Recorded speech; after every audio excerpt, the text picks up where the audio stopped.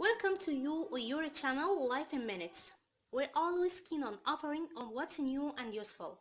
So we dedicate a board to offer varied and useful stories, whether motivational, moral or general stories, aiming at activating mind and self-development. And today's story is The Apple Tree and the Farmer. Once upon a time, there lived a farmer in a village beside the forest. He had a big garden that had an old apple tree and other plants, trees, and beautiful flowers. When the farmer was a little boy, he spent much of his time playing with the apple tree. Those days, the apple tree had given the choicest of apples to him. However, as time passed, the apple tree became old and stopped bearing fruits. Now that the farmer was not getting any apples from the tree, he decided that the tree was useless. Therefore, he decided to cut the tree and use its wood to make some new furniture. He felt that since the tree was old and huge, he did not have to cure it, and it would make great furniture. He forgot that as a boy, he had spent his entire childhood climbing the tree and eating its apples.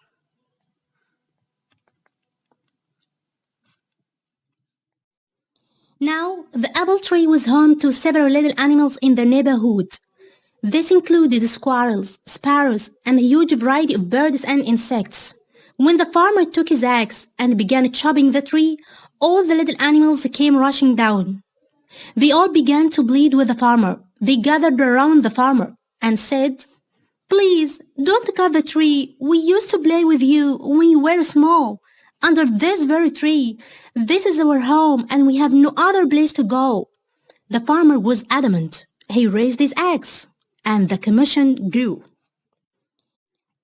"Please, don't chop and destroy my home and kids," cried the squirrel. "Please, don't chop and destroy my nest," cried the little birds. "Please, don't cut the apple tree," cried the grasshopper. The farmer, however, forgot his childhood and his animal friends. He began to chop the tree harder. All the little animals became desperate and wanted to protect the apple tree at any cost. The little animals said, "We will sing for you when you are toiling away in the fields. We will look after your little boy. He will not cry, but instead will be entertained and happy. You will like our songs and will not feel tired." However, their cries for help fell on deaf ears. Despite all their requests, the farmer continued to chop down the tree. All of a sudden, he noticed something shiny. On inspecting it, he realized that it was a beehive full of honey. He took a little and put it in his mouth. The taste of the honey woke up the little boy in him. Suddenly, the memories of his childhood came rushing back. The honey tasted so good that he wanted more. It brought a sense of happiness to him. He smiled and exclaimed, "This taste is amazing." Realizing the change in the farmer's attitude, the little animals spoke in unison. The bee said, "I'll always provide you with the sweet honey." The squirrel said, "I'll share any amount of nuts that you want." The birds cried, "We will sing as many songs as you want." Finally, the farmer realized his folly and put down his axe. He understood that the tree was home to many lovely animals that provided him with so many things. He wanted his little boy to have the childhood that he had.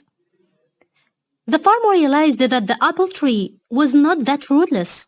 The little boy in him saved the apple tree. He threw away the axe and said to the little creatures, "I promised that I would never cut this tree. I have realized my mistake, and you can all now live in peace and harmony." The little creatures thanked the bee profusely. If the farmer had not found the beehive, they would have been homeless by now. They continued living happily in the old apple tree. Moral: each and every living thing in nature is of some use. We should not destroy any living thing.